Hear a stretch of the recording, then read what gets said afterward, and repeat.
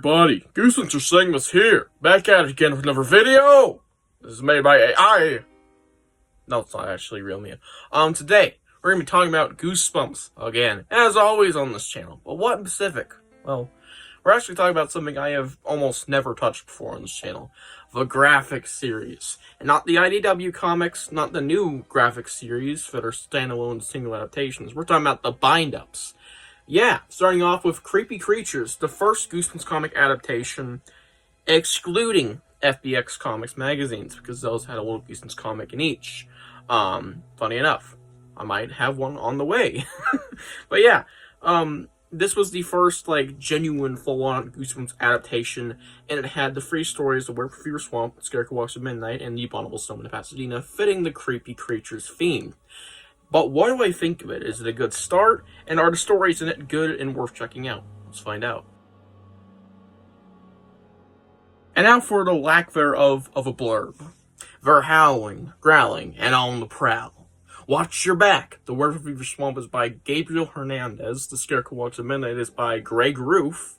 And The Abominable Snowman of Pasadena is by Scott Morse. There's my credits for the video.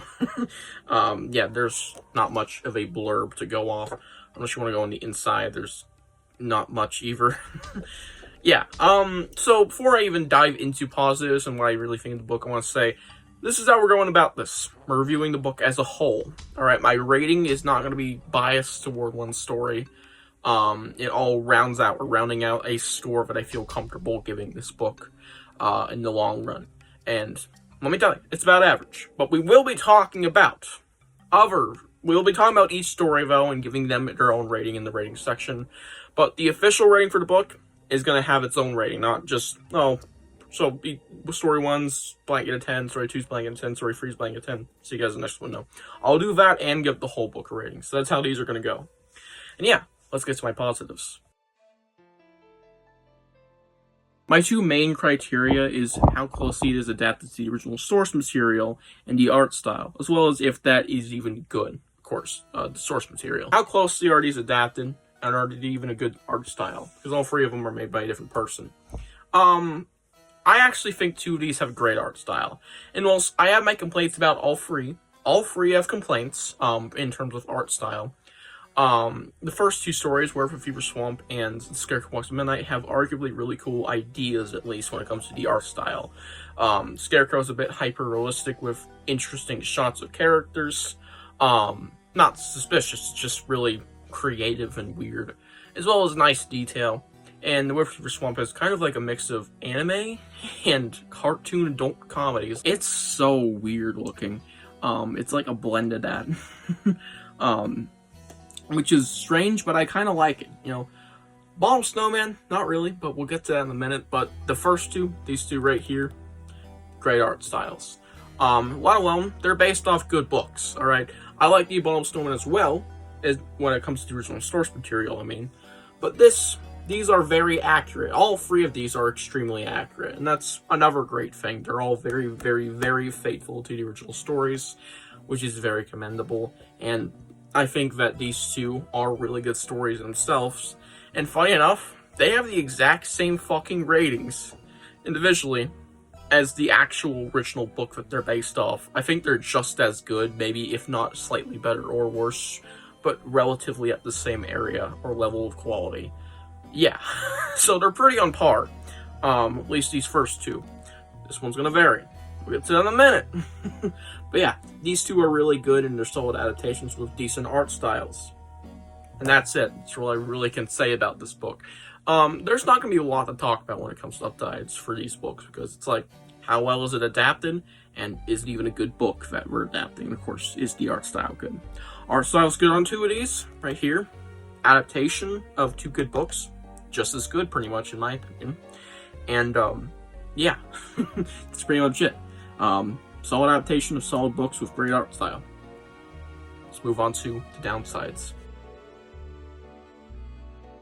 All three have something to be said here, and that is sad. You know, I don't like, dunking on every story in a collection, but, you know, some more than others, if you know what I mean. Let's start off with, Werewolf Fever Swamp. So, even though I have my complaints about the art style, I want to say it's great, but it can be fucking hideous. Maddie Gonzalez, the Haunted Mask, had some really cringy shots, but overall I was able to forgive it because those quickly just, went out. And Where for Fever Swamp, just some horrid character design, especially on the sister and the main character. They're so ugly and unappealing to look at. Not everything has to be beautiful works of art, but it's just like, in my personal opinion, I'm not a fan of the art style. It's really not my thing. It's super strange and pretty ugly. Sometimes, of course. I think the art style is great. It's a great art style for a story, and I think it looks really good most of the time, but when it gets ugly, it's like, yeah, I hate this. This is horrible. So yeah, there's some shitty shots in here. And same goes for Scarecrow, only arguably more. There's some really awkward shots in The Scarecrow Walks at Midnight, or angles of perspective. Too close to a character's face, too far, too weird, where it's like, what if my videos were like this, say, and I was on the camera like this? That's weird. That's kind of how it feels sometimes, this book. It's so awkward and strange. Let alone Scarecrow, man, once again, there's some ugly fucking characters. I'm sorry, but fuck me, they're ugly. As faithful and as good of a story it is, because I'm going to give that one alone a high rating, ugly shots and ugly characters. I mean, I don't want to say it, but some of their faces, specifically Stanley's and the main girl, they kind of look like fucking pudding. Like, it just looks like slop. Like, it looks like they're weirdly wet. I don't know why, but it looks like they're literally like wet fucking paint. It's so sloppy looking in a way, which I know it's the art style, but it's still like, it's not my thing. Really not my thing there. In some of those shots. But overall, for the most part, the art style is still great in these two. But there are, points where it's like, hell no, that's ugly. Really ugly shots. But they aren't as bad as the Abominable Snowman at Pasadena's. Holy shit, y'all. Just got a little flavor of this. Ew. Man. Barely see it very well, but it's super cartoon, Total Drama Island-esque. It looks like shit. Yeah, this is easily the worst art style in this book. Not much competition, just overall really bad. There's not like any shots in here I think are good.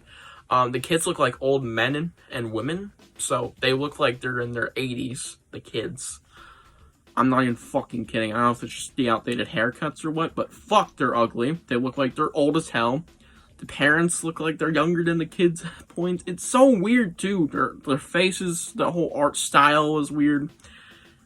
It's just really unappealing. It's not a great art style, let alone.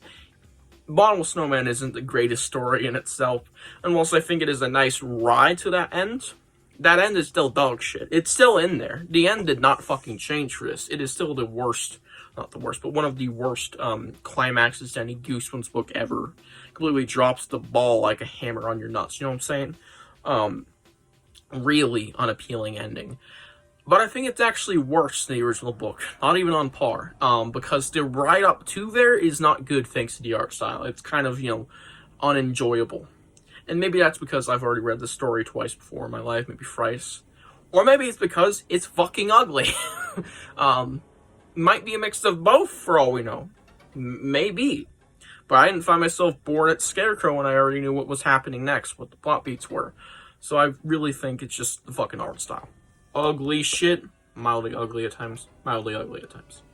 So yeah, art style is really my issue with this book, and you're going to probably hear that for every one of these reviews, that one of the art styles can be ugly. I mean, Terror Trips, man. That one has some dog shit. So yeah, let's move on to my ratings. Plural. Rating. What is the rating for Creepy Creatures? Overall, I give this book an 8 out of 10. It's fine. It's above fine. It's decent. It's enjoyable. I really only recommend Scarecrow and Fever Swamp. Individually, I give Fever Swamp a 9 out of 10. I give Scarecrow an 8.5 out of 10. So pretty much the same fucking range for the books, only obviously subjectively higher and lower. And Abominable Snowman of Pasadena, a 5 out of 10. And also, I'm not going to be including these in the Giga Goosebumps ranking, Separately, they're going to be all in this single book when their time comes to show up in my Giga Goosebumps ranking under Stine parishes. Kill me, or when I finish these books. Still have a lot of GYGs to get through. I think 20 at the moment, so 2 10s. Jesus.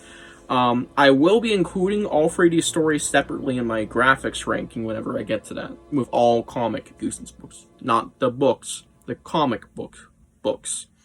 So, all the graphics and IDWs. So, yeah. Hope you guys enjoyed this book review. And tell me what you think of creepy creatures down below. I'll see you guys in the next one. Bye.